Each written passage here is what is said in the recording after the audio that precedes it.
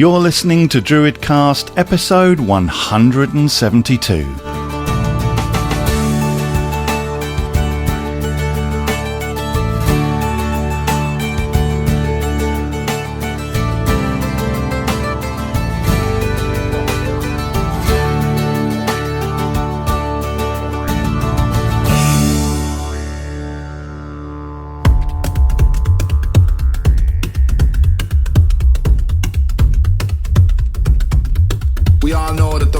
Prefers not to disclose why the gates are locked, why the doors are closed, why the war must go on, why the price must go up, why we must not see them while they're watching us.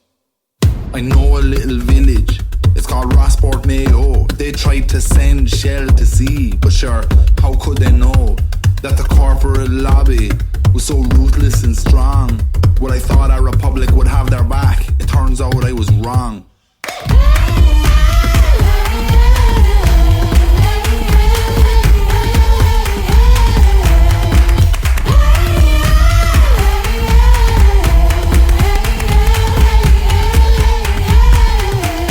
Look at the Native American out in North Dakota, protesting the pipeline against the company's quota. Held their line strong against the boys in blue, against private security and the media too. So I know that Buru energy, they want to frack the Kimberley. If it wasn't for the Aborigine standing up in the way to white history, tell me how can this be? All have eyes and all have minds, but no memory.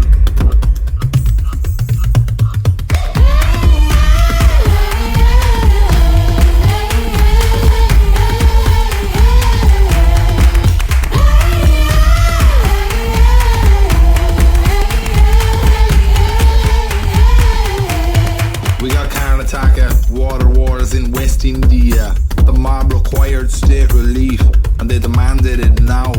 Cause there's wells that went dry, that never went dry before. You know, it's Coca-Cola sucking it up from deep in the bore. I get my water from plastic, it's distributed that way. It's mixed with sugar and oil, I throw the bottle away.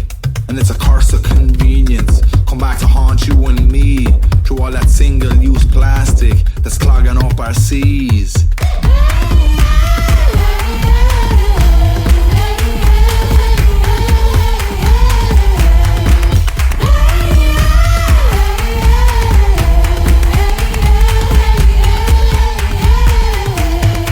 It's a simple observation of the state of these nations. The indigenous populations are spearheading the resistance, a savage revocation of the rights of no nation to consume and to destroy without consultation. Are you a holy well, or are you holy well? Are you a holy well, or are you holy well?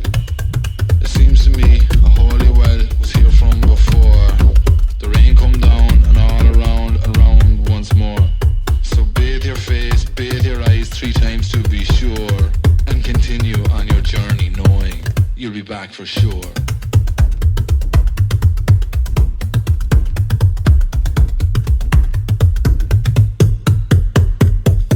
Hello my friends and welcome to DruidCast episode 172. I am your host Dave the Bard, and DruidCast is brought to you on or around the 20th of every month by the Order of Bards, Ovates and Druids. If you want to find out more about the Order and our courses, you can do that on our website, which is www.druidry.org. What an amazing song to open the show. You know, since DruidCast has been placed on Spotify, we've had to be much more careful about copyright and only play songs that we have permission to play on the show. So I've been really happy to see an increase in music being sent in by independent musicians and labels, so thank you for that. Opening the show, you heard the Irish heavy folk band Bog Bodies with the song The Regime, a song that eloquently captures the struggle Indigenous populations all over the world face as they battle corporate interests for access to clean water. The song is out now, and I'll be playing another song from Bog Bodies later on in the show. I love it. What a great track. You are going to head off to the Sussex countryside now with me and a guest. We are going to go for another Walking the Talk section, during which a DruidCast guest is invited to take me on a walk to their favourite sacred space and share their thoughts on their spiritual journey and what draws them to that place. This month, I went for a walk with an old friend and member of our grove, Heidi McNie. She took me to a sacred spring deep in the heart of Sussex, hidden inner woodlands, and on the way we discuss forest schools, children's creativity, her thoughts on the fairy, and her journey to Druidry. Now, once more, I have to say there is a little interference from the wind, but a lot of you have written in to say that those occasional moments just bring you back to the fact that this is a casual walking interview without the safety net of a studio microphone, and that you feel you are walking with us. And that is exactly what I want you to feel. So, come on.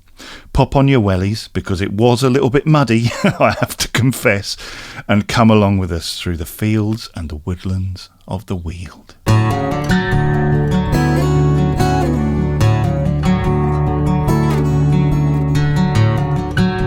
Walking the Talk, an interview series for DruidCast. Well, here we are. I have been brought to Balcombe, and I'm here with Heidi, who I've known for 20 years, and we have walked through a very beautiful Sussex village, and we have currently stopped at a tree, an oak tree. So tell us about this tree. Why are we here?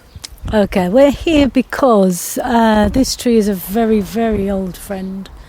It lives in the garden that I grew up in. So, middle house there. I don't know if you can see it. Yep. Okay, so that house there didn't have another house attached to it at the time, and it had this huge garden. And this chap here was there, and it was there when my mother was a child, and she used to climb it. And it was there when myself and my brother were children, and constant playmates, and we could climb it, even though we were told not to, but we did. And very, very fond of it. So you climbed this tree? I've climbed this tree, yes. I'm looking at it right now, and I can't see any low boughs, so it's either grown a lot, or you shinned up that. Well, it's an interesting story for my mum, actually, because she and her sisters used to climb it, and her stepfather didn't like that, so he cut the lower boughs off. Oh, wow. To stop the girls climbing it. Oh. And I don't know why he didn't want that to happen. So, but I remember her telling me that. But there were a few lower branches, not many, but yeah, I shinned it. Right. Because you can. I also had a little wooden ladder that I used to... How far up did you used to go? Okay, so... And you see that upper fork? Yes. Up there, that's about as high as I could get. All right. That's probably why he sawed off those lower branches to stop you getting up there, because I would say, looking at that, that's at least 25 feet off the ground. Yeah, it's lush there. Oh, yeah. Because, you just look down and drop acorns on people. Nice. Stuff, and it's an oak tree? It's an oak tree. So, beautiful oak is tree. there any particular connection you have as a druid to oak? Or is it any tree? Or I've never thought about it, to be honest. Isn't that a strange thing? No, well, here we are. No, he's a friend. Stop is an oak. Yeah, and a you're friend. a druid. I'm a druid. So, and I have an acorn on my robe as a button, and I've never given it any thought. Oh, look, check it out, little blue tit in there. Hey. There he is. He's come to say, "What are you doing?" Yeah, we're doing a thing. We're doing a thing. We're not going to disturb you. It's all good. Yeah. But I think because it was always here since me being teeny tiny. Yeah. It's maybe that I'm just sitting under it and touching it and having that connection. Maybe it is just that. Maybe it was just that, because I mean I've known other trees, but this was the first tree in my life. Well, there you go. So, but there are other trees I have known and sat in. There was a sycamore. It's not there now, but I think it's been cut down a long time ago. And it used to hang over the main road, and I used to spend a lot of time up there reading, laying in there reading. Yeah, yeah. So why not this one? Because this was a tricky one to get up, but that was the challenge. That one was comfortable, sycamore. You could just lay back and read. Mm-hmm. So that one and the sycamore down there, that has sadly gone on because nobody cares about sycamores, Dave. I don't know.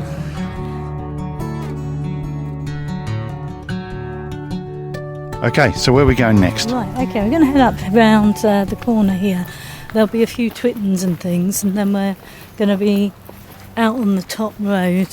So I'm admiring all the extra building that's been done. That's Elspeth's house, who used to play in the cellar. Nice. And we actually tunnelled in that garden. It was incredible. I don't know how we did it, how it never fell down on top of us, but we made this underground chamber. I used to do that as a kid too. Good. Dig into it and find some old bit of corrugated iron, That's the one. and then pop loads of earth on top of it, and then you used to dive in there. I mean, how did we, and we're still here. Yeah. Nothing happened. No. It was all right. It was all right. And in fact, it's what I encourage kids to do as a living now. So whether that's the right thing to be doing or not, who knows? But they call it forest school. So as we walk through this, these houses, tell me about Forest School. What is it? Forest School. It's originally it comes from Scandinavia, and it's kind of like it was used as a kindergarten type thing. So it's where children do most of their learning actually outside, not maths necessarily, English or anything like that, but they connect to the earth, they connect to their surroundings, they learn to show respect for the things around. Basically, you know what we were talking about earlier with digging holes and tunnels? It's all those things, Dave, we did as a kid. But people don't do that now because everybody is really health and safety conscious. Yeah. So in Scandinavia, they take it up to 7 years old. And children just learn by playing, so they get all their fine motor skills, their gross motor skills through climbing, through playing with mud, bits of sticks and things like that, green woodworking skills. So it was brought here by some nuns from Denmark. Oh, right, okay. And it's kind of taken off. But it's sort of a 50-50 thing. There's 50% people really don't get it because why is it school? And it's school because you're learning how to be. Mm-hmm. Your body is developing, and the world of if you look at the natural world, if you look at the Sami, all children learn through playing, but their play is exploring. So they're exploring everything they're doing, and they sorts them out in the head sort of thing. They understand that if they put their hands in water, they're going to get wet. They understand that if they touch fire, they're going to burn. Now, we don't encourage them to burn themselves or anything. It is risk assessed to the eyeballs, frankly. And but we allow them to take those managed risks, and it's for everybody. It's not just for small children. It's basically goes through from 3 years old all the way through to adults. You can adapt it to anything you want. And it is playing in the woods, and playing in the woods helps you learn. It does. It does. Look at us. Yeah. Where would we be? Yeah. Right. Encouraging the new generation of Druid. Yeah, I'm sure. basically, yeah. They don't know that though, don't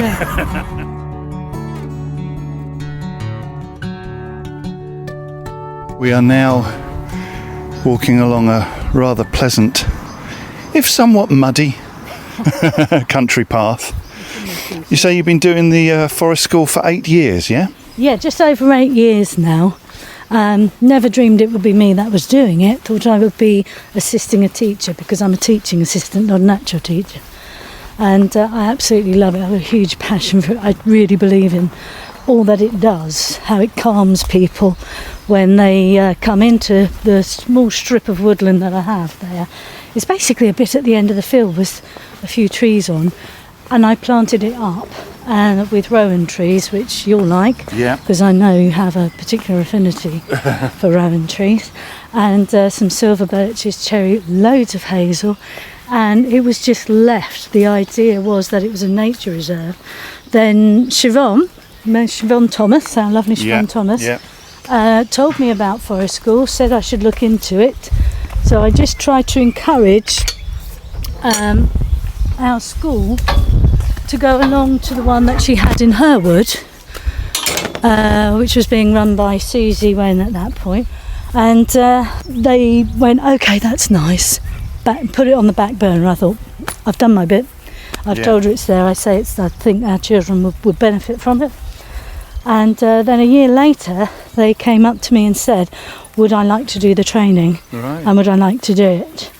And schools being as schools are, they quite often send you on, and any teachers out this will agree with me, they send you on lots of training things and they never use it again.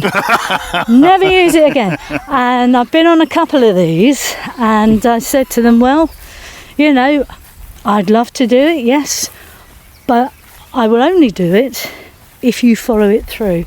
Yeah. And we actually get to do it. And they did. And they did. Yeah. And 8 years later, I've had to fight for it a couple of occasions because some adults don't understand it. I think any adult in Druidry would. Any pagan adult will understand it completely because that's where they've been drawn back into. Yeah. But some adults who haven't been brought up in a countrified way, maybe, or some whose onus is purely academic, would not necessarily see the benefit. So those are the people that we have to prove ourselves to. Yeah, right. Okay. So, but it basically creates creative, diligent, respectful, resilient little bodies. We're being watched. We are, isn't it good? We're being watched by a dog in a field. Hello. You can barely see him. He's had a haircut. Oh. Looks beautiful. Yeah. Oh. Lovely tongue. What's the dog's name? Rue. Rue? Yeah. Oh. It's hello. And there's the dog. He said his name.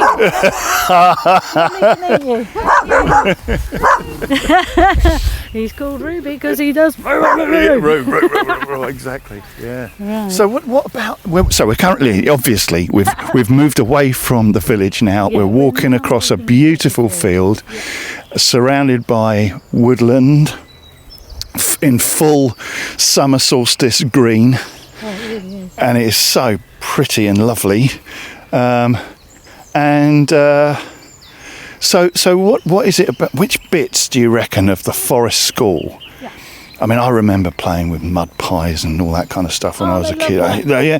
So what is it? Do you think that the kids enjoy about that kind of activity? They enjoy the freedom because we do try to be as hands-off as we can.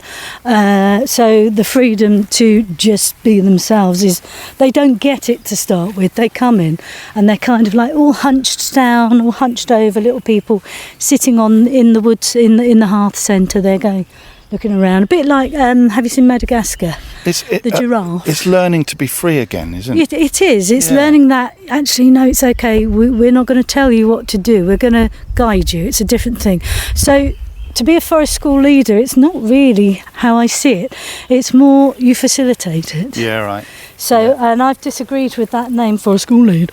Makes it sound like I'm leading everybody astray, which I quite happily do anyway. Yes. But facilitator would perhaps be a more apt term for it. They come in at reception usually. I mean, last 2 years obviously it's all gone pants, so we haven't done much of it. But usually they'll come in at reception for about this time of year. And they'll have one taster session. I'm aiming to change that, by the way. I'm always aiming to change and get more. Yeah. And what we do with them there is we take the story of the Three Little Pigs as a theme. And they come in and we explore it, we show them where they can and can't go, and they can't believe their eyes and their ears. We can do this, you can do this. And we make mud pigs. So what I discovered was as I was learning how to teach reception, look at this little chap here. There he goes. Yeah. Lovely butterfly. Yeah, Meadow Brown. What a lovely name. It's a character name, isn't it? Brown, Meadow Brown. Yeah, D&D character. Yeah, it is. It's going to be, Brown. definitely. I thought of another one, Lottie Bramble. Lottie Bramble, because that's what I've named my latest blackberry one. Lottie Bramble. So they come in and they're like this. So you have to grab their attention. So if you want them to hear a story, you have to be doing something at the same time. And I knew I wanted them to play with mud, so I brought, mud from Sussex, stuck my hand in, and I started to model this pig. And they were fascinated by what I was doing. And as I was doing it, I was telling the story of the three pigs in a really outrageous way, because everything you do with reception has to be extreme. Otherwise, they're just not going to stay long enough. So right down to our huff and our puff and I'll blow your house down. And it's the longest raspberry you've ever heard in your life. And they think that's hysterical. That and the word bottom. They just can't get enough of it, frankly.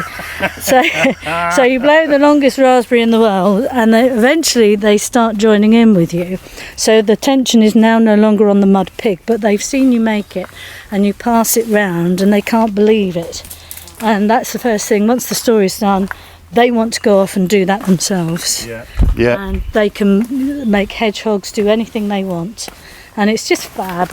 So that's reception. At the end of the section, we mud them. What, you mud the kids? We mud the kids, yeah. So they don't better and always better. want it. Some of them are a bit, God, I'll get dirty. Yes, you're going to get dirty. Down and dirty in a good childish way. And I know these steps are really quite interesting. The audio might be going in and out a little bit right now because we are negotiating steps that are, yes, interesting. Aren't they fab? Yeah, working farm. Beyond this point is private land and working farm. All right, we won't go that way. We don't stray from the path. If we do, we'll find across the slaughtered lamb inn. Well, we're going right into deep Sussex now. This is actually beautiful, isn't it? So when I was a kid, these steps, huge for me, and we used to either come back home via them or you'd leave to go on the walk. So these are great, these steps, and they lead down to the mill.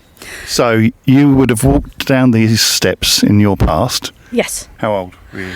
My earliest memory has got to be about 3 years old. You were about as tall as one of those steps at 3. I was about as tall as one of those steps. So I had my nan, I had aunties, and my mum would hold my hand and lift me down when I was teeny tiny. And this is how I remember it, with the dappled sun coming through. So let's just describe being podcasting, that full leaf, lots of hazel. Beech, I can see, lots of beech in here.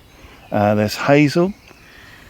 There is a few pine trees. Pines, lonesome pines. And it's very much on the floor. There are ferns all over the floor, and bramble. Looks like bramble. Blackberry.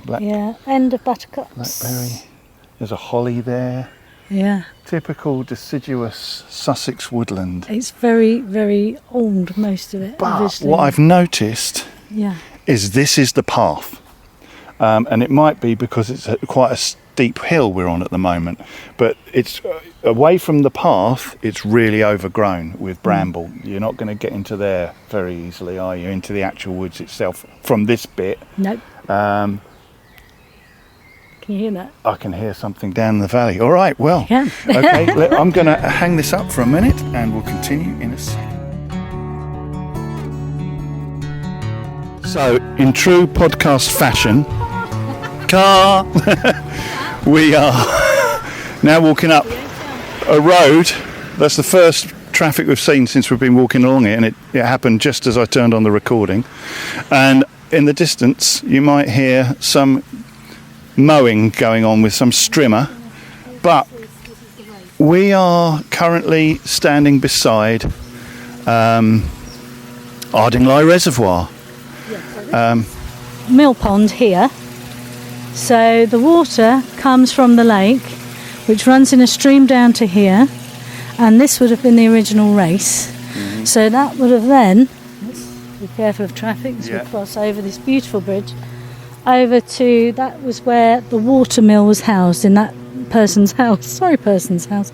But it was an empty shell when I was a child, and I remember them starting to dig out the reservoir, and it was just a stream, and you could see the stream coming through under the road here, and if we leaning over the bridge, and don't drop the recorder. Oh, there's fish. Yeah, it's fish, and there's all sorts of stuff kicking off in here. So, hello.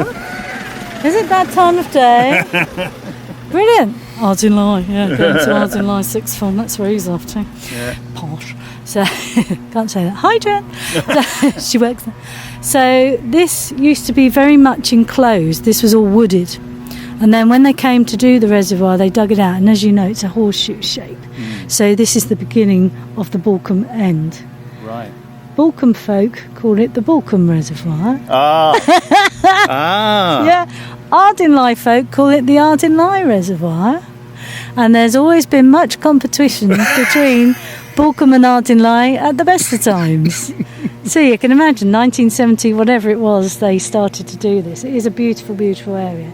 Because I know that you said you've played along as a child along the reservoir. I have played along here when I was a kid myself, absolutely. Yes. So, but I don't know how far down this end you ever got, whether you just stayed in it. Not at all. Ardingly. I actually believe I was playing beside the Ardingly Reservoir, not the Balcombe Reservoir. Were you really? Yes, at the time. Better. As you can see, this one's much prettier. I've got to say, it's pretty, and it is absolutely heaving with fish. Look at the shoal of spry. There's absolutely hundreds of fish. And it is beautifully surrounded by country as well. So if you if you're really lucky, we may see a kingfisher going from that willow there that's dripping into the water. So that's a white willow, not a weeping willow. So that's where they've been seen before.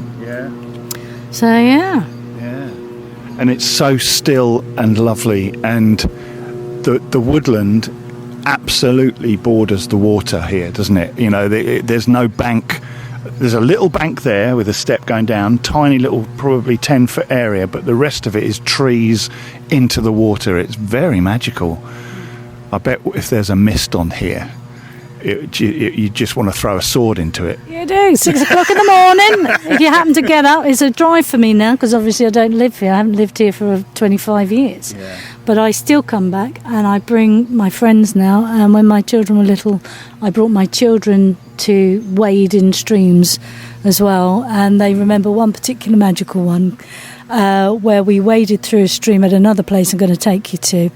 And a frog, it was humid like this actually, and this frog, huge frog, flopped out in front of us all, and their faces were like, did you see that? And they had the big sticks, and I used to put a backpack on and by going on an adventure, like I just did with her. It never grows old, it never grows old. Even now, Ryan says, are we going on an adventure? He's only 26, bless him.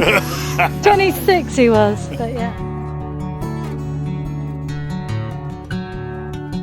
We've stopped on a very quiet road, he says, on a corner, and looking into the woodlands, you can see a cliff of sandstone, and in the centre of the cliff is what looks like a cave. Go on then, tell us all about this. Yeah, this is an overhang, and it's the closest we get to a cave. And again, my mother used to play around here, and I used to play here too with my brother and my friends, and that area there has got tons, or it did have, it's probably worn away, but when we were little, lots of graffiti going back to the early 1900s. Oh, right. Which as kids you go, I want to do that. Enjoy. But it doesn't click till you're older the significance of the dates. Right. So that has been a place where people have trysted. Yes.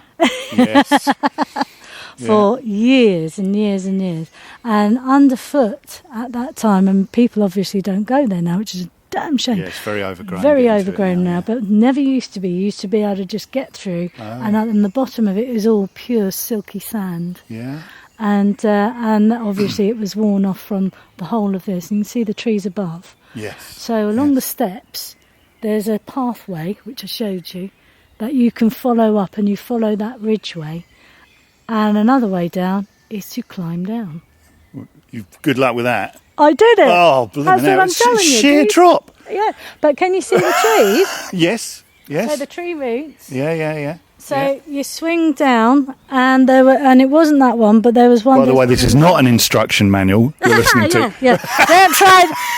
Lovely people at home, don't try this at home. Certainly not without ropes and pulleys and things and all that stuff. But yeah, there's a tree. This tree here, this silver birch. Yeah. It dips down like this, so you can climb down to it. And once you've climbed down to that, because it's curved like a seat, and then you lower yourself down from that. And wow. But yes. I'm looking at it right now, thinking if there was a path going in there, and if that was levelled out, like you said, that is a beautiful place for a ceremony in there, isn't it? I mean, seriously, you can imagine that at night, sort of just lit up with a fire, maybe, and candles, and just candles in the. There's some stuff going on in there already. You can sense it, can't you? And I'm sure you did when you were a kid as well. Yeah. So, what do you think of? Let's talk about the spirits of woods. You know, what's your thought? Actually, it's probably a bit busy. Let's just hold a second here. Okay. With this view, have you got a relationship with the spirits of the woodland, and what do you call them? Do you think of them as the fairy, or what's your I've definitely got a connection with experiences? There are many. They're not perhaps as exciting as you might think. I've never seen. I don't think I've ever seen, I don't recall, may have done, the little people and the little lighty-boos and all that, the little fey wings and things. So yes, I think of them definitely as the fey, but they're not a Disney fey. No. They are most certainly not. And and I also feel that they will choose whether or not to contact you. If they choose to do so, they can do so in one of two ways. They are amoral, not moral. That means they've got their own set of rules, their own thing that they do. And I don't always feel that they are trustworthy because of that. Mm-hmm. There are lots and lots of stories which I have bordered the line of, particularly where food and drink is concerned. Mm-hmm. So blackberries, mushrooms, those sorts of things, to me, because they're of the wild, because they're of the woods, they are fairy food. And yes, I've partaken of fairy food, thank you very much. And there are certain places, though, but I don't think it's all blackberries and all hazelnuts. I think it's only in certain areas. And you'll know, if you've traversed woodlands long enough and played in them from right down low, you will know when that's safe and when that's not. And whether, if you want to challenge them, they'll take you up on it. See all those mushrooms are growing in there, right through there's loads on the mushrooms on the ground. Yeah, there we are. As if by magic, yeah.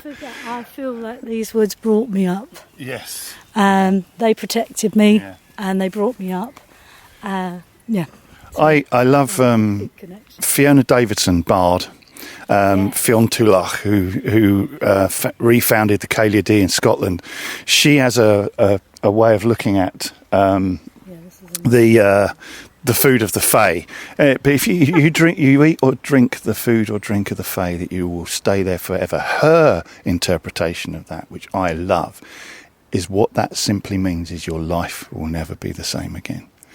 Is that part of you will always remember and always know there are other mysteries, and so it doesn't necessarily mean that you stay in the realm of fairy forever, but you will never again be able to return entirely to your current life, and I think that's brilliant. I think that's spot on. I would also go a bit further and say that if you feel that you have somehow, somewhere along the line, be it dreaming or that those twilight times of subconsciousness, actually been in contact and things, you respect that. Yeah. And I think that if you do eat and drink and party with the Fae, then a part of you will always be with them, and a part of them will always be part of you. So it's that mutual exchange.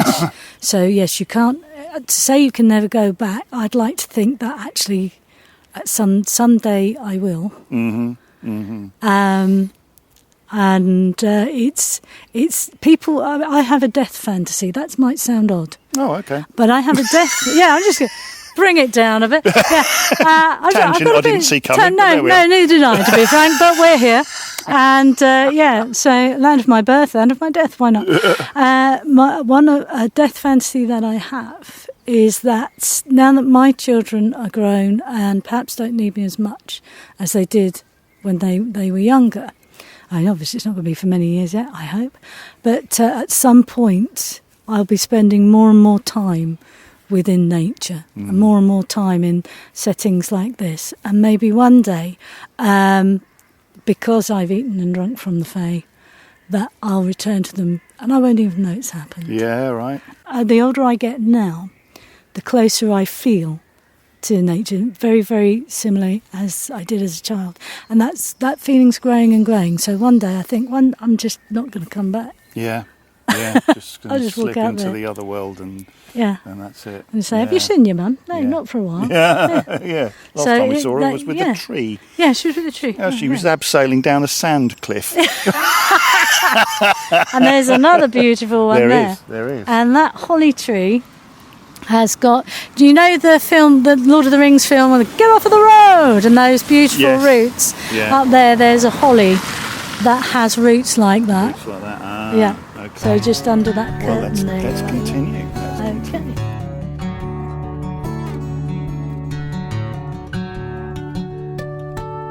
So from the road, we've walked up a hill and a classic stile at the top, which we did have a gate. We always should have a gate opening and closing on a DruidCast Walking the Talk, and we have had one of those, so that's good. And another field. Yeah, there's a stream coming down the side there. There'll be a place where you can see it soon. Right. And this is coming from the lake. Right. So the waters are all connected in this line. I don't know if it's a line. More magnificent oak trees. Oh yes. Oh yes. Like an avenue of them along the side of this field. Yeah. You like trees? You just wait. Yeah, okay. So, what drew you to your Druid path? Tell people about your story. How did you come upon this particular path? Crikey. Okay, so obviously my upbringing all countrified and lovely and all that sort of thing from the outside. I was never christened as a child, and that's not a bad thing. But when I was little, I thought it was, because it meant that I wasn't like the others. So in our school, the school I pointed out to you on the way here, Weybird,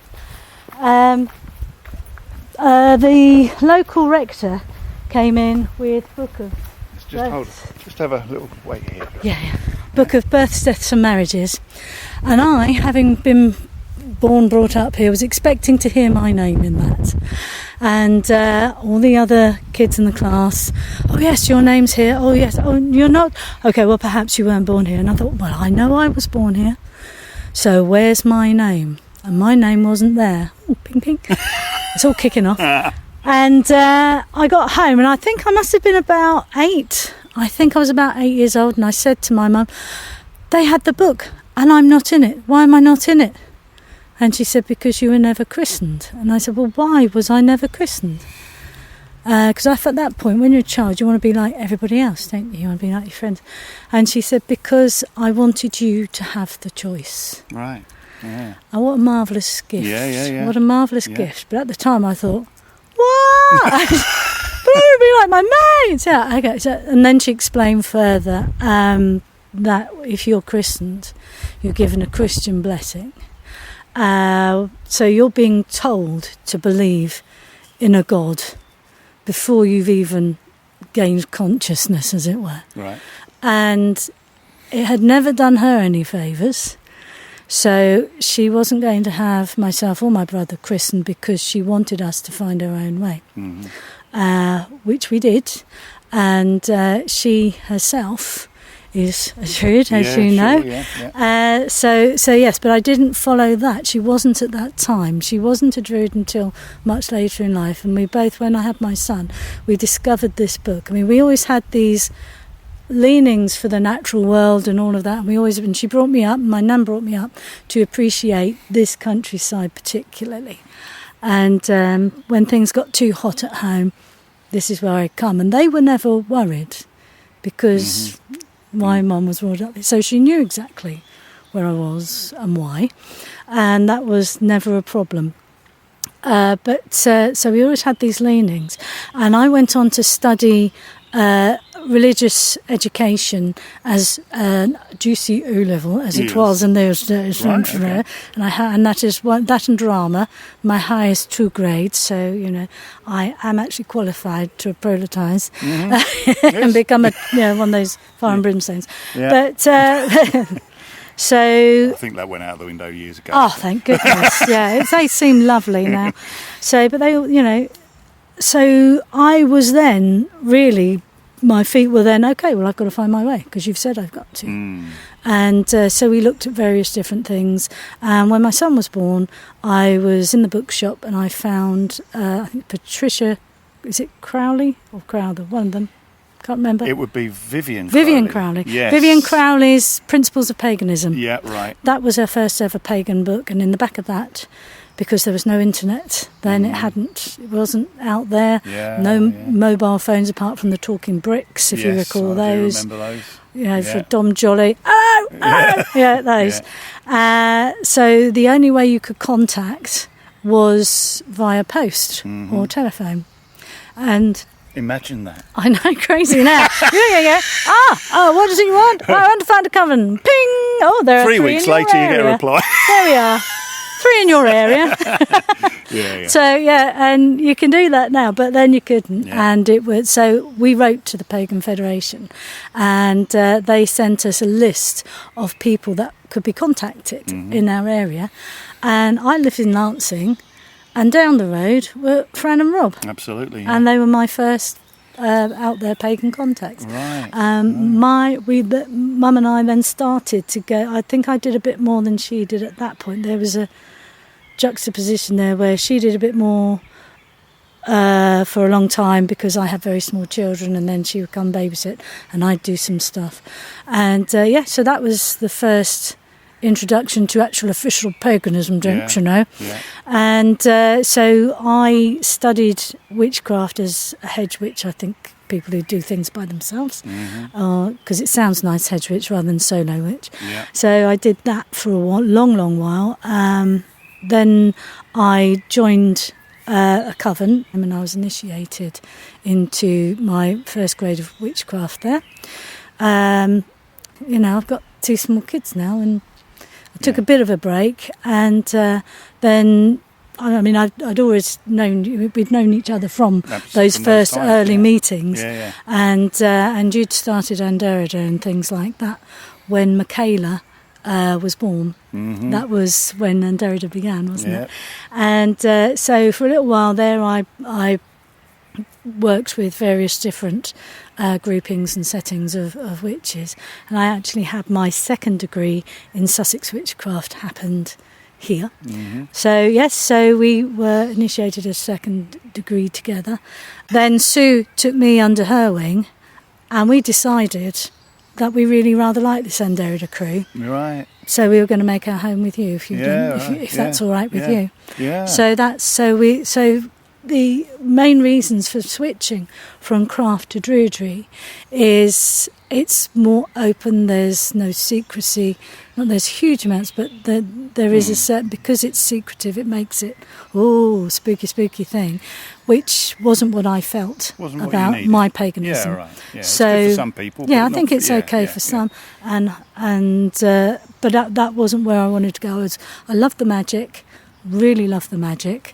Love all the stories. Love being with the spirits of the land, and so Druidry is a far better fit for me. Yeah. In fact, many witches would refer to me as the Druid in their group. Right. Well, even when you were doing when I was when I was practicing witchcraft, I was referred to as the Druid in the group, and that's what brought me. So, crossing another field, let's just hold on 1 minute, because another love of yours is storytelling. What's the attraction of storytelling for you? The attraction of storytelling? Gosh, I just love stories. I used to write a lot. Story? Yes, it's for me. It's got to be attached to the land. So it'll either be part of folklore. Normally, is what inspires them. So a lot of the stories that I write to tell. Because story writing and reading, reciting, totally different thing from storytelling. Storytelling is always there in your head, and you can take it with you anywhere. So, if somebody says to you, do you know any stories about this? You go, do I? And you'll go blank, or I do. Anyway, I go blank, and I go, and then something goes, remember me, remember me. And so then I can then tell that story. So a lot of my stories are sort of partially written by me, or partially told in here by me, but they're all inspired from folklore. They're all inspired from places I've been, from beings I have met. So story is nice. I'm no good at music particularly. I like to sing. Can't particularly sing. I'm in total awe of anybody who can write music and songs. Absolutely.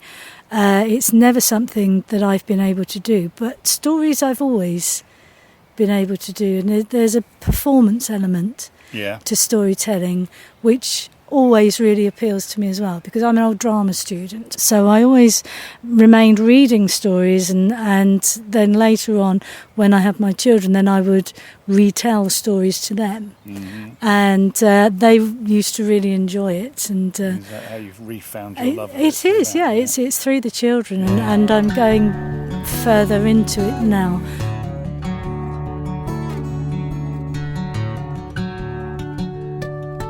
Okay, so I had to stop and press record again, because we're walking through a holly wood right now, and it really is a woodland of holly, and we've come up to an old moss-covered stump of a tree.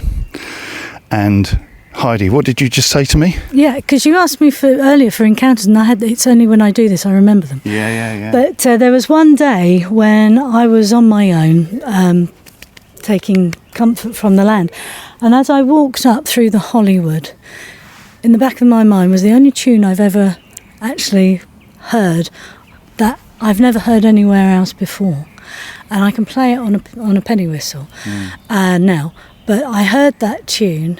And I came through here, and in my mind's eye, because I don't see things the way I wish I did in actual person and things. I'd love that, but I don't. So in my mind's eye, as I came here, this is where the tune became its loudest, and this is where, in my mind's eye, I saw Pan or Puck for the first time. Puck, Puck is a very good friend of mine, and so this is where I actually and I stood here as we are now, and the music became very loud in my head, and the image of this guy here, and then just faded away, and as he faded, so did the music, and I just walked on feeling completely and utterly blessed. But yes, that's one of those encounters. Lovely. Well, this little copse, you can sense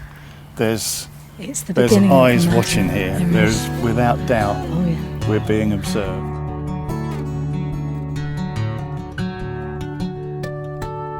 So yes, walking along this woodland path, past this lovely cherry there are 2 very old yew trees standing either side of the path as it heads down.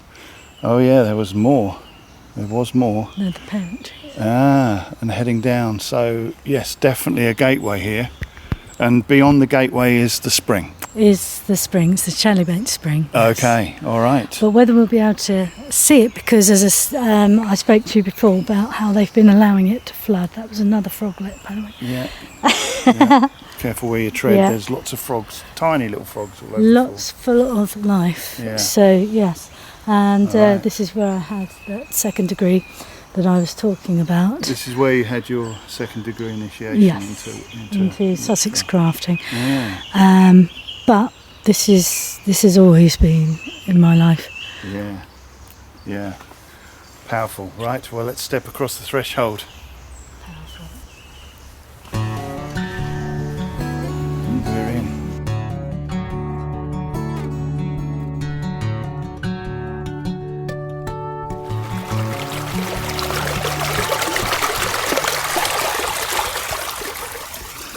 And you can see that the water is very red, iron, like the Chalice Well.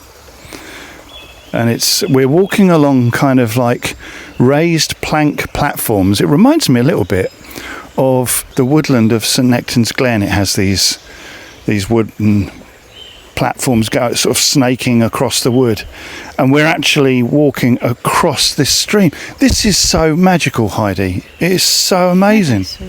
Meadow. Ah, we're surrounded with meadowsweet. Yeah. Oh. Meadowsweet. Now, where this fencing is, right inside there is the actual original source of the spring. And as children, I've actually brought your missus here, Yeah. and we're actually able to sit around it. So they haven't sluiced it, so that means it hasn't gone down. Right. But when there's a will, there's a way when it comes to water, and particularly magical water. So it has moved itself. Yeah. So wherever you see there's a particular sort of bubbling on the surface. Yes. That is where it's come up It's bubbling in up other right places. there, isn't it, as Yeah. well? Yeah.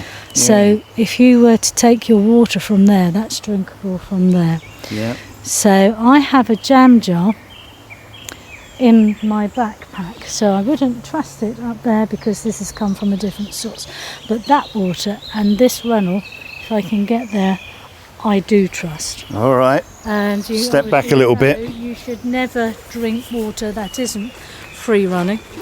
But this is a trusted source that I've drunk since a kid. My babies were named with this water, for the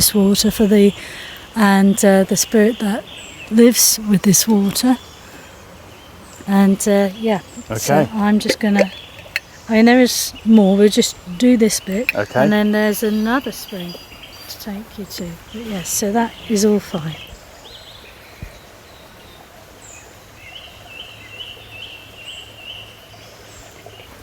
It tastes like Chalice Well water. You can taste that iron. Very much, exactly. Yeah, you can exactly. taste that iron. So, Definitely. Parallels with Wow. Chalice Well. How many have you spotted so far? Yeah, a number. Only this is the wild version. This is Yeah. Oh, it's beautiful. it's not being hedged in. It's not being managed. It's just being its own thing Yeah. Yeah. and doing its own thing. And within the woodland, you can hear all the birds around, and lots and lots and lots of willow. Lots of willow, which is of course a psychic one. Isn't Yes, yes. it? So if you look around, usually as well, you'll hear woodpeckers. Uh-huh. This is a good place for woodpeckers. There's loads of willow. Yeah, that's all. And Tons of willow, and tons you of see it meadowsweet. breaking down. There you go. Breaks Yes. down, it revives. Breaks down, it revives. When I come here, I feel the full energy and the full force of the natural world, and it makes me giddy. Yeah. And I can sit I here can and I will understand feel why. that I've only been here for 5 minutes, and yet hours can have passed. Yeah. This is true fairyland to me. Yes.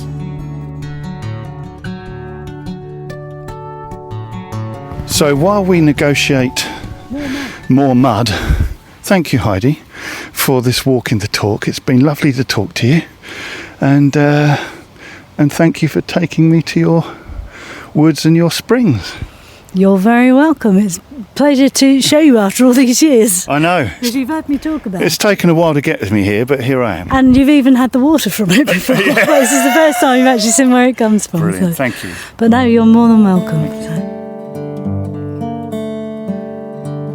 January and the quiet moon smiles round the apple howlers as they amble home.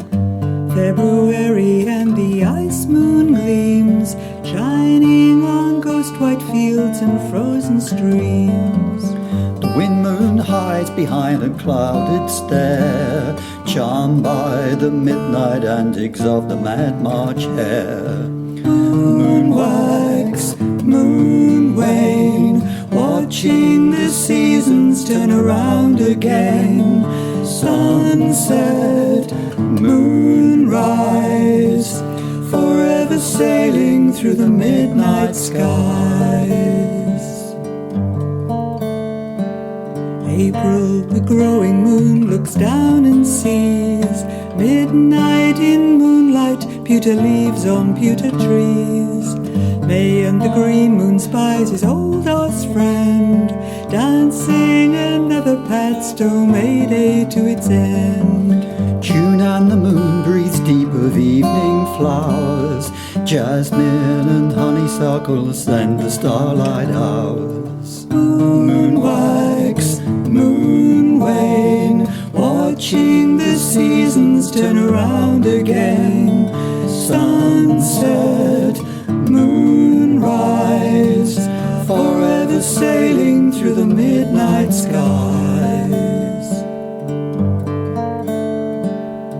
The mead moon shines her light all through July. Drowsy bees dream of honey and of summer skies. August, when farmhands curse the corn moon's light, for they must work the fields far, far into the night. September and the barley moon is here, singing the harvest in with cider, ale and beer. Moon wax, moon wane, watching the seasons turn around again. Sunset, moonrise, forever sailing through the midnight skies.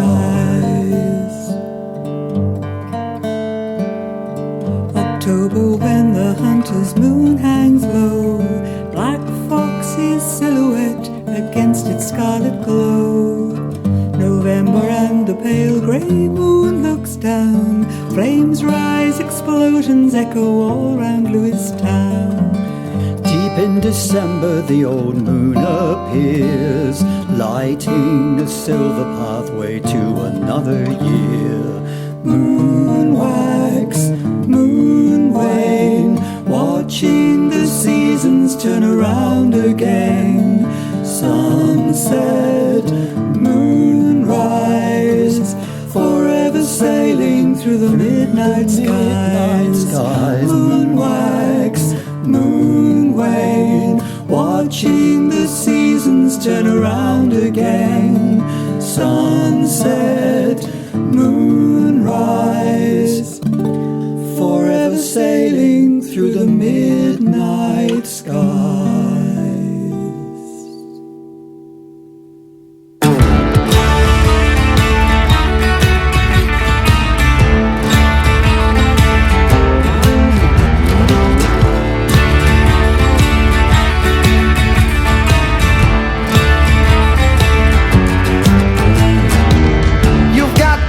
About the myth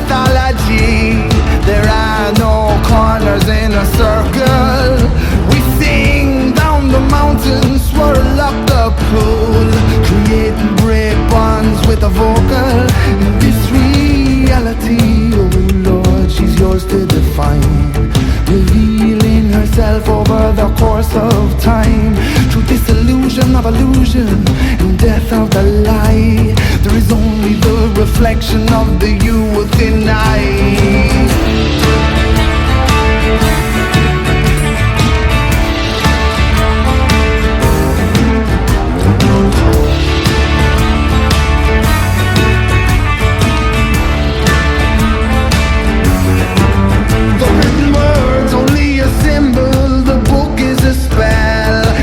To catch an ocean right after it fell.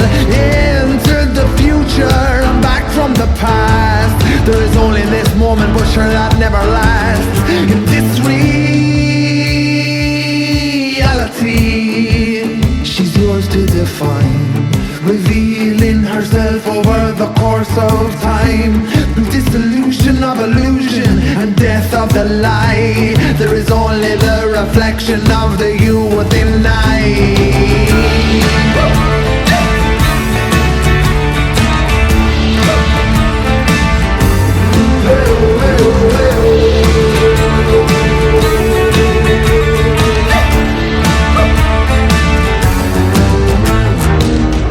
As we get closer, there's movement within. Sweet surrender, swirling movement. You were open, now you're closed again. Abstracted, but engaged, all your fears forgotten. And as we awaken, for the very first time, your very first taste, ripped from the vine. Do you know what I mean? Is that insatiable thirst? Drink now from the fountain until you would burst.